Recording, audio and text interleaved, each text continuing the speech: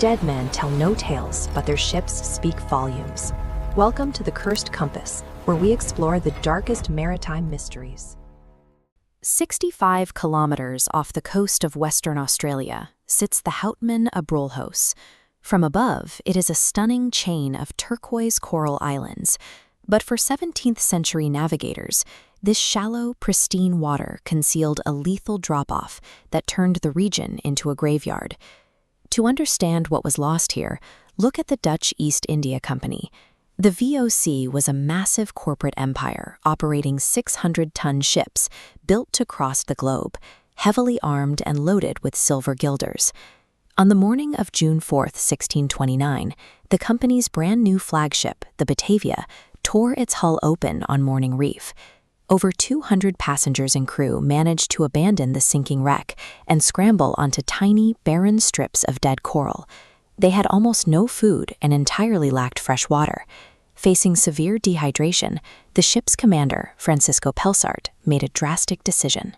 He loaded the ship's longboat with a small crew and sailed for Java to find help, leaving the desperate survivors completely stranded behind him. Removing the chain of command on a waterless rock stripped away the last remnants of order. In an environment of absolute desperation, the only law that remained was whatever the survivors were willing to enforce on each other. Enter Geronimus Cornelius. He was a bankrupt apothecary from Haarlem, traveling aboard the Batavia as a senior Dutch company official. With the commander gone, Cornelius weaponized his rank to step into the power vacuum and seize total control of the stranded survivors. Strategically, he ordered the military detachment, led by Wiebe Hayes, to a distant barren island, expecting them to die of thirst.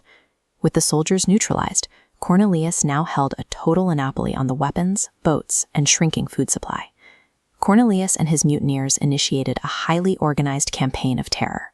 Over the next few months, they systematically assaulted and butchered at least 125 men, women, and children. Victims were dragged into the water to drown, strangled in tents, or hacked apart with cutlasses. The slaughter stopped for a single reason. The mutineers literally ran out of captives to kill.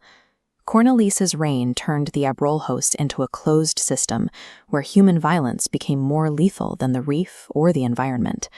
But Cornelius made a fatal miscalculation. The exiled soldiers did not die. They found reliable fresh water, successfully hunted local wallabies, and managed to build a defensive fort out of stacked limestone. When the violent mutineers finally crossed the water to attack the fort, the soldiers held Euclidean ground and captured Cornelius. Mid-gunfight, Commander Pelsart finally arrived over the horizon in a fully crewed rescue ship. Justice in the 1600s was exceptionally swift. Pelsart held a trial on the beach. On nearby Seal Island, the ringleaders had their hands severed with a hammer and chisel before being marched directly to the gallows. We don't have to rely entirely on the commander's journals to know what happened on those islands. Modern archaeologists have excavated the mass graves. The shattered skulls and deep cut marks on the skeletons provide absolute forensic proof of blunt force bludgeoning and sharp force hacking. The Batavia incident gives us a meticulously documented nightmare. We can accurately trace every horrific decision made on that reef through the archival accounts, the stone ruins, and the broken bones left buried in the sand. But contrast that hard evidence with another VOC voyage a century later. In 1723, a massive 145-foot frigate called the Fortuyn set sail, carrying 200,000 silver guilders. After a highly successful leg of the journey, the ship departed to Cape of Good Hope in January 1724, bound for Batavia.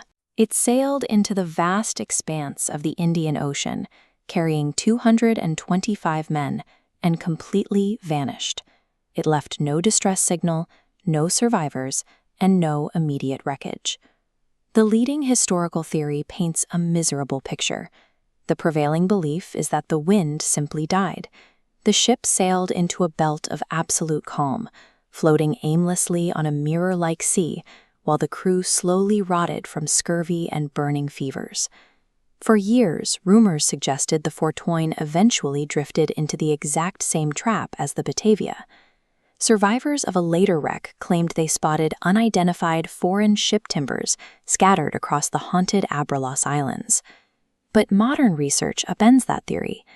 maritime archaeologist Graham Henderson dug into the archives and found reports from a neighboring vessel that spotted floating debris much further north. This evidence drastically shifts the search grid hundreds of miles away, pointing toward Christmas Island or the Cocos Keeling Islands.